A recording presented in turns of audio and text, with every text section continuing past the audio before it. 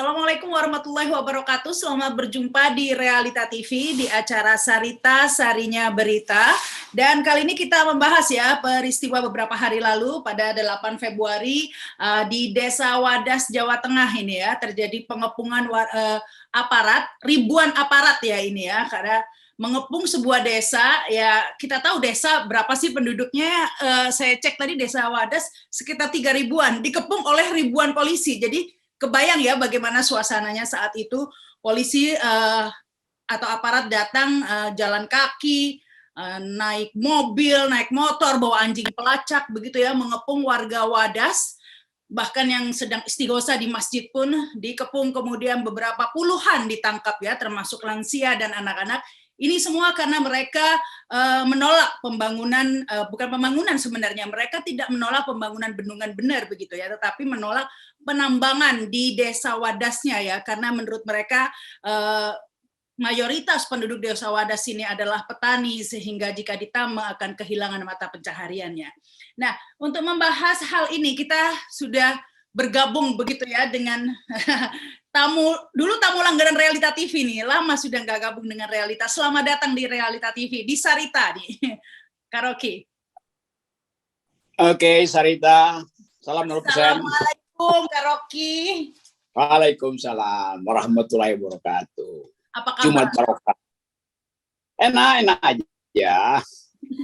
Tapi tentunya ini beda sekali nih buat warga Wadas. Kak Rocky pasti bisa membayangkan, karena Kak Rocky ini kan pencinta alamnya. Jadi kebayang tidak ya, karena warga desa Wadas, saya tadi baca mengatakan bahwa daerahnya adalah tanah surga begitu ya, begitu banyak tanaman-tanaman, hasil tanaman yang bisa menghidupi mereka bertahun-tahun. Tiba-tiba desa yang sudah mirip hutan begitu ya, hutan tropis begitu, harus nanti ditambang. Tentunya ini akan bisa dibayangkan ya bagi penduduk warga setempat, sehingga bisa dimengerti jika menolak. Melihat peristiwa pengepungan kemarin, Kak Rocky, komentarnya? Ya, itu seperti ada orang ini bikin taman bunga, tapi dia nggak tahu apa yang mau ditanam di situ. Karena itu dia pergi ke tetangga, dia rampok kembang-kembang si tetangga dengan alasan taman bunganya adalah proyek strategis nasional tuh. Itu yang terjadi. Jadi bendungan itu 12 km dari desa Wadas. Itu adalah proyek strategis nasional. Oke, nggak ada soal, silahkan aja, karena udah selesai itu. Tapi kemudian dianggap bahwa untuk menghasilkan PSN, proyek membereskan proyek bendungan itu, maka Wadas itu harus dirusak habitatnya. Kan di situ dungunya kan cara membuat persoalan. Jadi seolah-olah kalau ada proyek strategis nasional, maka lingkaran sekitar situ boleh dirusak. Kan itu konyolnya. Padahal sebetulnya DPR sendiri beritahu kemarin bahwa ya yang proyek strategis nasional itu adalah bendungan benar, bukan penambangan andesitnya yang proyek strategis nasional. Jadi di situ kacaunya. Itu artinya kita lihat bahwa memang ada perencanaan untuk merampok sumber daya alam di desa Wadas. Dengan kata lain, ingin merusak taman bunga desa Wadas. Dan selalu seperti kata pepatah, para perompak mampu untuk membakar taman bunga desa Wadas, tapi tak ada seorang pun yang mampu mencegah tibanya musim semi. Dan sekarang ada musim semi bagi desa Wadas karena DPR mengatakan silahkan rakyat Wadas menolak karena itu bukan proyek strategis nasional. Demikian juga internasional akhirnya memberitakan bagaimana pengepungan itu merupakan penghinaan terhadap akal manusia itu. Bukan sekedar kalau penindasan hak asasi manusia udah betul, ini penghinaan akal manusia. Karena tadi ratusan aparat dan bahkan mungkin ribuan, tapi polisi bilang cuma ratusan. Tentu kita mau percaya siapa? Masa polisi menghitung dirinya sendiri? Yang mesti hitung adalah komisi independen. Berapa sih yang masuk di situ tuh? Kalau berkali-kali truk masuk keluar di situ. Dan lebih konyol lagi kita nggak tahu berapa yang diselundupkan malam hari karena malamnya dimatikan listriknya tuh dan internet dimatikan. Jadi kalau Pak Menko Polhukam bilang bahwa ini bukan pengepungan, oh ya kita mengerti bahwa itu adalah upaya untuk membawa undangan untuk main biliar doang. Kira-kira begitu kalau dengar keterangan Pak Menko Polhukam. Jadi ini Pak Mahfud ini terlalu bodoh untuk menerangkan sesuatu yang kasat mata itu. Sebagai Menko Polhukam, mungkin sebagai ahli tata negara dia pintar, tapi sebagai Menko Polhukam dia terlalu dungu untuk menerangkan hal yang terlihat kasat mata itu. Itu poin saya tuh. Dan salam buat Mahfud MD. Iya, karena kan proyek ini ya, proyek bendungan ini katanya maksud tujuannya baik, tapi kan tujuan baik jika kemudian menyengsarakan menyengsarakan rakyat Wadas, gimana ya, bener loh sengsaranya ya kan, tujuan baik tapi menyengsarakan warga yang lainnya begitu ya. Untuk apa? Karena proyek bendungan bener ini kan merupakan proyek besar 2.000 triliun lebih menggunakan dana APBN. Sementara sebenarnya sudah banyak yang mengkritisi ya proyek-proyek bendungan ini karena dianggap kurang efektif karena biayanya begitu besar, tidak imbang begitu ya, pemeliharaannya juga begitu besar, dampak merusak alam, kemudian potensi korupsinya juga besar, sehingga seharusnya, tapi apapun itu ya, proyek ini adalah proyek strategi nasional dan kemudian yang menjadi pertanyaan publik, kok bisa AMDAL-nya keluar padahal penolakan warga ada, begitu ya. Apa yang menarik tadi kata Kak Rocky, musim semi tidak bisa dicegah. Ya, mudah-mudahan ini memberi harapan buat warga Wadas yang sudah mulai tentunya sangat trauma ketika dikepung kemarin. Apalagi yang menarik tadi kata Kak Rocky, ini penghinaan terhadap akal sehat. Karena terjadinya ini yang menjadi penghinaan akal sehat terjadi di negara merdeka Indonesia begitu ya. Kok saya ngelihat kayak di Palestina lawan Zionis gitu. Nah, itu yang jadi konyol ketika Mahfud MD membantah bahwa nggak ada pengepungan di situ, tidak ada pemaksaan, tidak ada orang yang dikepung di rumahnya. Lalu ada kelompok orang yang ada di masjid yang kemudian juga diviralkan seolah-olah itu bukan satu rangkaian peristiwa. Tetapi kita tahu bahwa semua kamera publik, kamera LSM ada di situ. Jadi bagaimana mungkin Mahfud MD tiba-tiba dapat ide bahwa kamera-kamera itu adalah hoax? Kamera kira-kira begitu kan dia mau bilang. Bahwa ini adalah akal-akalan dari LBH, akal-akalan dari para jurnalis itu. Oke, boleh aja sebut begitu, tetapi mesti diklarifikasi bagaimana caranya Pak Mahfud tahu itu tuh. Waktu Pak Mahfud beri konferensi pers, setelah dia selesai ngomong, ada orang angkat tangan, wartawan mau bertanya, tolong klarifikasi seluruh keterangan Pak Mahfud. Dia bilang, sudah cukup. Dia masuk lagi ke ruangannya kan. Jadi apa gunanya konferensi pers kalau tidak ada tanya jawab pers kan? Kan apalagi itu dilakukan di hari pers nasional tuh. Jadi begitu konyolnya. Kalau saya bayangkan dulu Pak Sudomo, Kapkom Kamtib, kalau datang di depan pers, dia terangin semua hal dan dia bilang silahkan bertanya. Walaupun dia udah tahu bahwa pertanyaan itu akan bisa dia jawab atau pertanyaan itu sudah diatur oleh wartawan istana. Tapi tetap ada tanya jawab. Ini Mahfud MD, profesor doktor yang paham tentang fungsi pers sebagai mitra kritis pemerintah, tidak memberi izin pers untuk bertanya. Artinya dia berbohong. Kalau dia jujur, dia akan jawab. Dia nggak mampu untuk menatap mata pers kan. Jadi terlihat bahwa Mahfud MD ini ya sekedar corong dari problem yang tidak bisa dia selesaikan, tapi dia mau alihkan itu sebagai isu. Nah lebih konyol lagi dia bilang itu adalah konflik antar masyarakat di situ. Nah karena itu dia mau provokasi aja sebetulnya kan, itu konflik kok. Jadi sebetulnya kita mau tahu bahwa poin Pak Mahfud ini apa. Kalau poin Muldoko udah kita tahu dia terpaksa berdiri di belakang Mahfud. Poin Ganjar juga begitu. Karena Ganjar akhirnya setuju dengan keterangan Pak Mahfud. Jadi seolah-olah Mahfud ini hanya ingin mengatakan bahwa ini akan kita teruskan dengan ongkos apapun. Jadi kira-kira itu poinnya kan. Dia akan paksakan itu untuk terus. Jadi dialah yang akan jadi perompak dari Taman Bunga itu. Tapi musim semi tidak akan berpihak pada Pak Mahfud. Mudah-mudahan. Ya ini menarik tadi di hari persnya tidak boleh bertanya, begitu ya. Harus menerima apa keterangan dari Mahfud MD bahwa itu bukan pengepungan. Mungkin bukan pengepungan tapi penggerudukan saudaranya dong ya.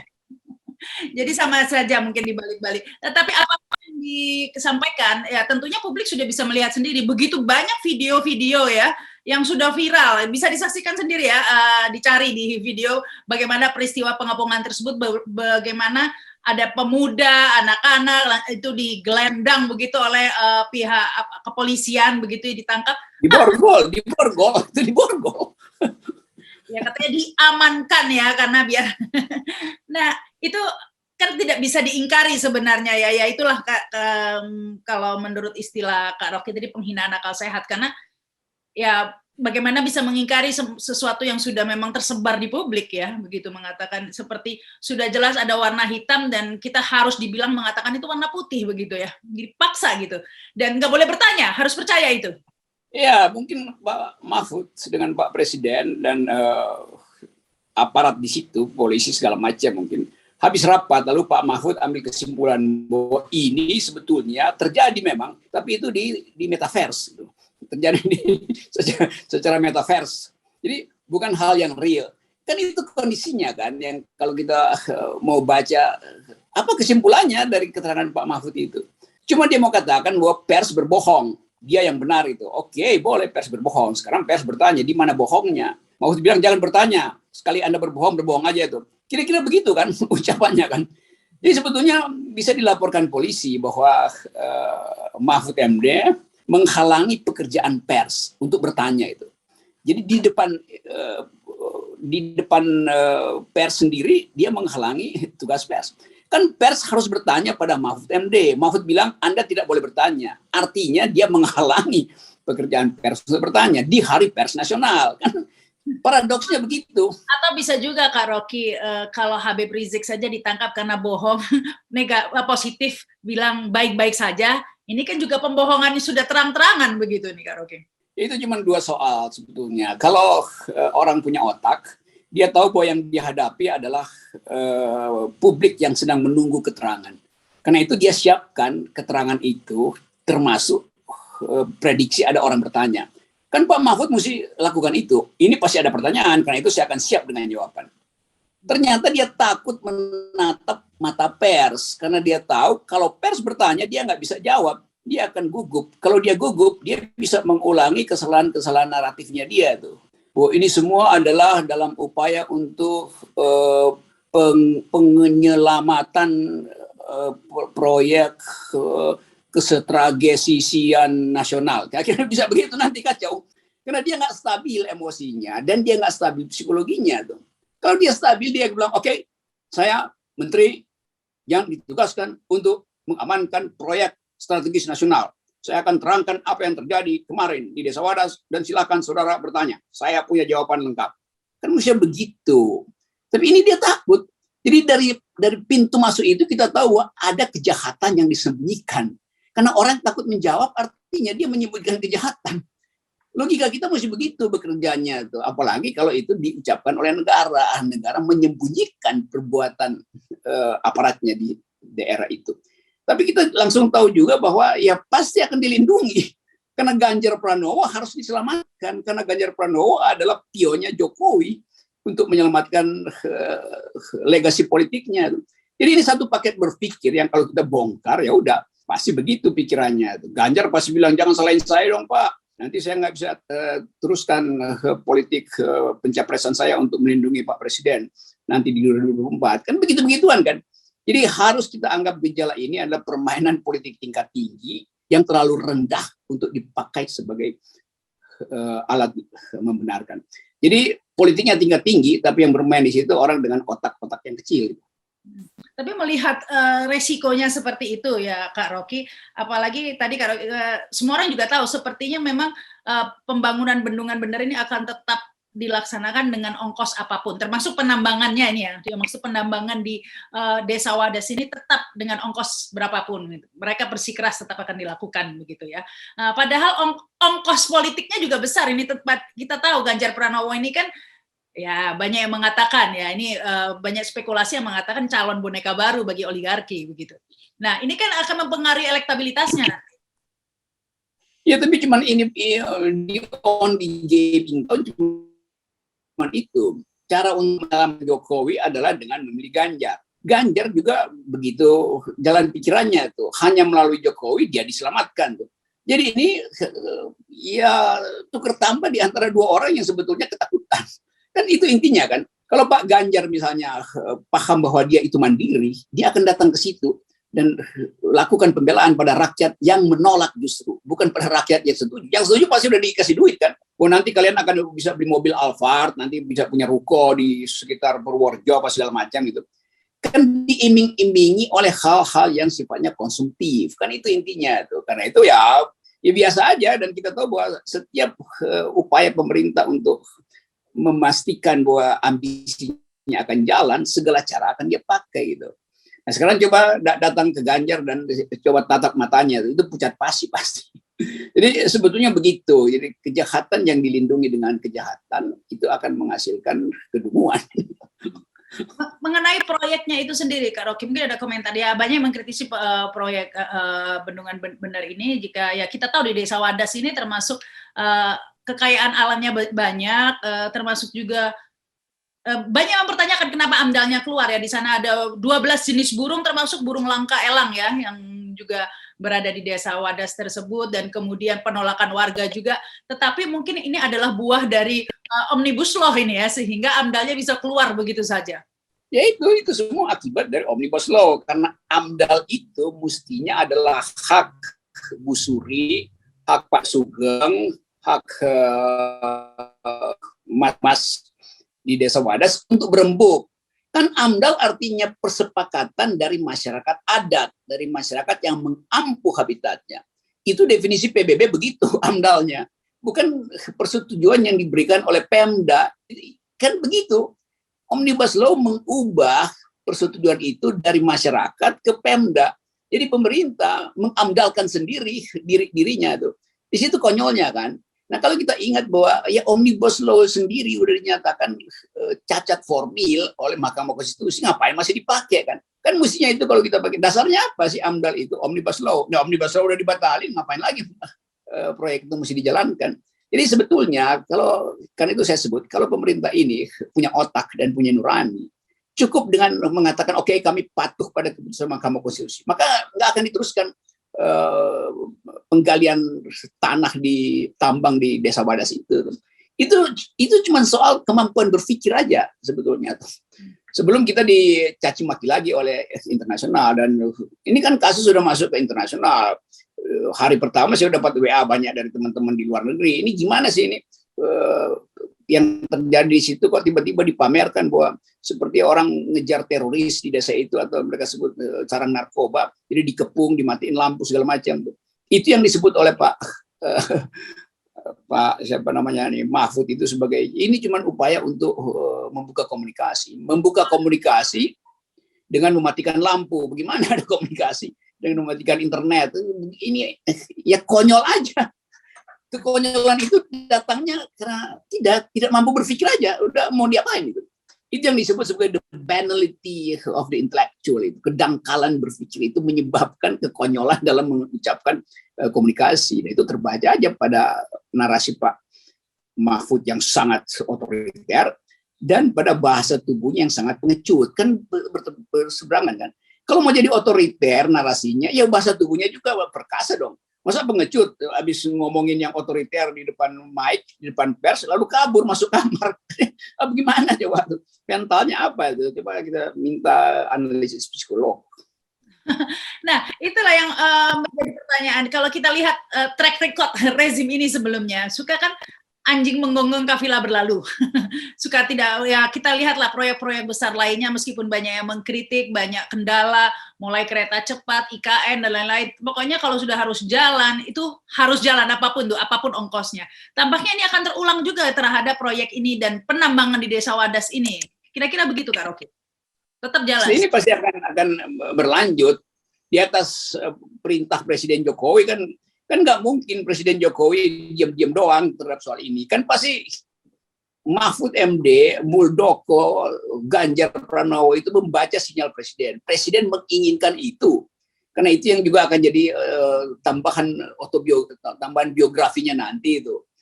Tapi kita mau ingat, loh, dulu zaman Orde Baru juga di Boyolali itu dibuat gedung Ombo dan waduk gedung Ombo yang dulu diadvokasi oleh Romo Mangunwijaya itu.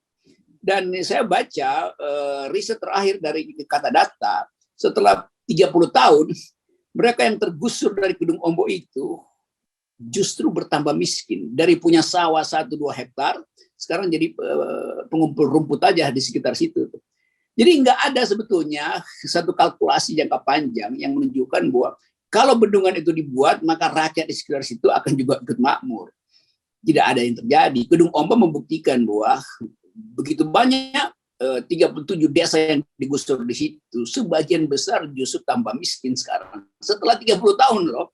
Dan itu sebetulnya yang mesti dibaca dengan mata hati oleh Pak Mahfud terutama dan Pak Ganjar. Kan konyol betul kan kalau dibilang, oh ini nanti akan memakmurkan. Loh bukti-bukti di seluruh dunia juga begitu. Penggusuran masyarakat adat itu hanya menghasilkan penderitaan, tidak menghasilkan keuntungan. Seperti dieluk-elukan. Nanti kalian akan makmur, nggak ada teori itu. Sebab begitu bendungan itu selesai, yang bekerja adalah hukum pasar. Itu akumulasi, akumulasi, akumulasi. Bukan lagi distribusi. Apalagi ini kan tujuan bendungan bener ini kan sebenarnya baik ya, karena untuk menggiatkan pangan ya, untuk pengairan pangan sehingga kita lebih meningkatkan swasembada pangan begitu ya, nggak impor beras lagi mudah-mudahan dengan ada bendungan bener ini, kita lihat saja nanti. Kemudian juga tujuannya untuk mengendalikan banjir begitu kan. Nah, ya ini mungkin tapi seringkali tidak imbang ini tujuan dan hasil dan dampak ini Kak Rocky, tidak pernah dipertimbangkan ulang begitu di dalam kasus-kasus lainnya, bendungan-bendungan lainnya. Sampai sekarang. Ya, memang karena ini proyek raksasa selalu bekerja prinsip utilitarian. Jadi demi yang besar maka halal untuk mengorbankan yang kecil. Padahal pembangunan itu konsepnya adalah fokus pada manusia, bukan pada impact besarnya itu kan. Jadi kalau dimulai dengan pernyataan bahwa ini akan menghasilkan lumbung padi, oke, bagus sekali itu. Oleh karena itu, masyarakat di sekitar tidak akan kami sengsarakan, termasuk melindungi hak-hak mereka. Nah, itu baru etika keadilan. Yang terjadi adalah ini adalah demi tidak banjir segala macam. Oleh karena itu, desa Wadas itu akan kami bongkar. Begitu dibongkar, sumber airnya berhenti di situ tuh. Jadi punahlah satu habitat demi habitat buatan yang disebut bendungan. Sekarang pertanyaan etisnya adalah mana yang lebih asli, habitat yang diberi oleh alam atau habitat yang dibuat oleh manusia? Keadilan yang sudah dirasakan oleh masyarakat Wadas hari ini, potensi dia untuk memikirkan masa depan anaknya buyar hanya karena impian yang dibuat hebat oleh Presiden Jokowi itu. Bahwa ini bendungan macam-macam. Sampai dengan ibu kota baru, kalau kita tanya apa yang akan terjadi nanti di masa depan dengan ibu kota baru itu, lalu Presiden bilang, lihat video ini ya, lalu digambarkan di situ seperti surga, ada air mengalir di mana-mana, ada taman segala macam. Lalu pertanyaannya airnya dari mana? Di tempat yang cadas seperti calon IKN itu. Kan itu kan namanya penipuan kan. Digambarkan dalam video hal yang memang nggak ada. Kan kacau tuh. Nah Pak Jokowi kemana-mana bawa modal itu, digambarkan bahwa nanti tumbuh-tumbuhan akan rindang segala macam, alirannya, ya sumber airnya nggak ada. Di apa yang ada di kepala Presiden, termasuk apa yang ada di kepala Mahfud, juga yang di kepala kecilnya Ganjar itu yang digambarkan seolah-olah surga bagi masyarakat Wadas. Padahal masyarakat Wadas sudah hidup di surga. Ngapain dia dijanjikan surga yang masih angan-angan itu? Jadi sekali lagi itu yang namanya saya sebut tadi penipuan kemanusiaan sebetulnya. Dan itu yang mesti kita hindari karena bagaimanapun setiap pembangunan itu dia mesti berbasis pada kejujuran itu, bukan pada akal-akalan PowerPoint yang dibikin keren-keren padahal isinya kosong. Ya kita nantikan saja ya kalau seandainya ini proyek penambangan andesit di Desa Wadas ini terus dilanjutkan, mengabaikan semua penolakan perlawanan warga, tentunya 3.000 warga, sebagian ada yang setuju, sebagian ada yang tidak, tapi kalau lihat peristiwa kemarin banyak juga yang tidak setuju, banyak juga yang ditangkap begitu ya. Kalau kita lihat ada 114 hektar tanah yang akan ditambang ini ya. Dari situ kalau terus saja dilakukan proyek ini, kita tunggu saja ini seperti apa nanti akhirnya. Apakah memang musim seminya benar-benar tidak bisa dicegah begitu, Kak Rocky? Ini musim kemarau secara politik dan kita udah bisa lihat bahwa kering kerontang sekarang ide dari Pak Ganjar untuk menjadi capres. Kalau orang bertanya, Anda mau jadi capres memimpin Indonesia? Iya, saya bakal membuat Indonesia hijau. Nah itu Wadas itu Anda udah bikin kacau, udah berantakan. Sumber mata air di Wadas itu yang ada puluhan atau ratusan mata air itu udah pasti habis karena ditambang gitu kan. Jadi sebetulnya kemakmuran di desa kecil yang seharusnya jadi lambang dari keadilan sosial di Indonesia, yaitu Wadas itu adalah semacam miniatur harapan kita. Kalau kita lihat Wadas itu seperti kita lihat ada surga kecil yang terselip, yang jatuh dari langit. Nah, membayangkan itu, lalu kita lihat bagaimana narasi besar Pak Ganjar menjadi presiden, orang anggap ini Ganjar ini ilusi apa? Dia ngerawat desa kecil aja yang udah ada surganya dia nggak mampu, apalagi dia mau janjikan akan ada surga baru pada Republik Indonesia 2024. Nah itu konyolnya di situ. Sebenarnya ini momentum sebenarnya buat Ganjar untuk jika mampu melakukan sesuatu yang benar-benar decision maker ya, bisa merubah atau bisa mengakomodir warga yang menolak. Ini kan bisa sebenarnya momentum untuk menaikkan elektabilitasnya ya. Gitu. Untuk menjadi ya kalau ada otaknya itu momentum. Kalau punya otak pasti ini momentum. Otak mungkin punya Pak, cuman nyali nggak ada karena bawa tekanan. Iya, nyali itu diatur oleh otak. Kalau otaknya nggak ada, dia nggak bisa produksi nyalinya. Kalau otaknya ada, pasti nyalinya akan cari arah supaya dia selamat tuh. Minimal, ya udah, mending kita usah bahas karena kita tahu bahwa ya ini udah jurangnya itu udah dibuat. Jadi ngapain ngangkat orang dari dalam jurang yang disebabkan oleh kedunguannya sendiri kan. Udah dibilang jangan niti-niti jurang, ini niti jurang tuh. Jadi udahlah biarkan Ganjar itu merangkak dari jurang kalau dia ingin kembali ke atas itu. Jadi jangan lagi kita menganggap bahwa ya mestinya begini, ya udah terjadi.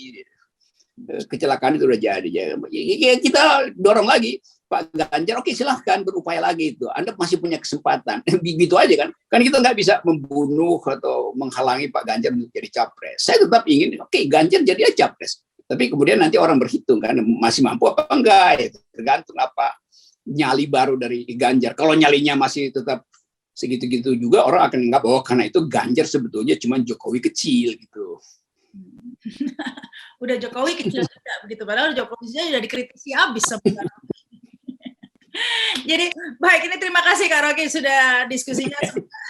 Kita berharap agar musim semi bisa benar-benar tidak bisa dicegah, bukan hanya di Desa Wadas, tapi juga di Indonesia. Begitu ya, Kak Rocky? Baik, terima kasih. Ya, Kak Rama, saya menerangkan semua tadi dalam upaya untuk mengingatkan bahwa kalau kita mau selamatkan Indonesia, mulailah dengan jujur gitu. Bukan dengan menunggangi isu lalu sebar buzzer kemana-mana. Jadi mulai dengan yang kalau bahasa Schumacher dulu, small is beautiful gitu. Jadi Wadas adalah sebuah surga kecil. Nggak perlu diiming-imingi dengan surga besar Indonesia kalau belum bisa merawat surga kecil di Wadas. Baik. Tetap salam buat Pak Mahfud, salam buat Pak Ganjar, salam buat Pak Jokowi. Karena kita hanya ingin mengucapkan pikiran kritis, bukan untuk membenci. Salamnya salam apa dong? Salam manis, salam apa dong? Kalau salam manis buat Rahma. Alah, wah. Udah harus diudahin ini tampaknya. Terima kasih dan terima kasih juga yang sudah menyaksikan tayangan ini. Jangan lupa subscribe dan komen. Saya Rahma Sarita.